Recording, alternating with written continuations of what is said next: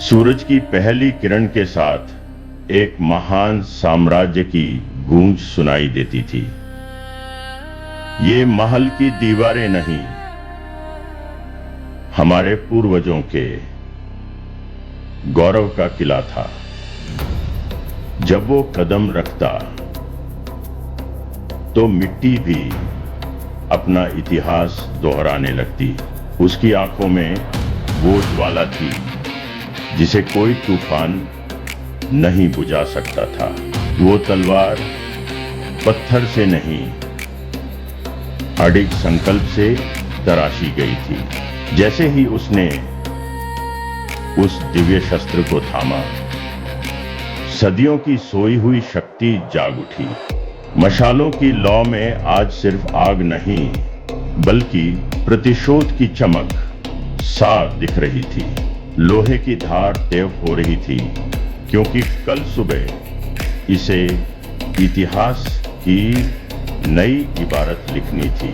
हजारों भुजाएं एक साथ उठी। आसमान की गुगवाहट भी उन शूरवीरों के सामने मौन थी। उसकी एक हुंकार और रणभेरी बज उठी। अब पीछे हटने का कोई रास्ता बाकी न था।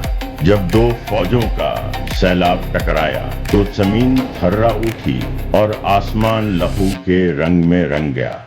वो मौत के चक्रव्यूह में ऐसे कूदा जैसे शिकारी अपने शिकार पर झपटता है। सामने खड़ा था वो अंधेरा जिसके खौफ से बड़े बड़े सूरमाओं के पसीने छूट जाते थे। दो योद्धा, दो फौलाद, आज किस्मत का फैसला इन्हीं की तलवारों की धार पर होना था। जब लोहे पर लोहा पड़ा तो उठी हुई चिंगारियों ने बताया कि ये जंग आखिरी दम तक लड़ी जाएगी। थका हुआ शरीर और लहूलुहान चेहरा, क्या आज ये सितारा हमेशा के लिए डूब जाएगा? नहीं, जब तक सीने में एक भी सांस बाकी है तब तक हार को गले लगाना नामुमकिन है।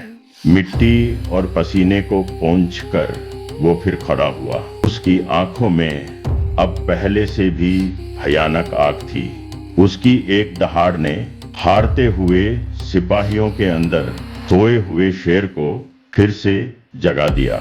ये प्रहार आखिरी था, या तो विजय या फिर अमर शहादत। अधर्म का किला ढह गया और घमंड का सर हमेशा के लिए मिट्टी में मिल गया। सूरज की किरणें गवाह थी उस जीत की जो बलिदान और बहादुरी की स्याही से लिखी गई थी।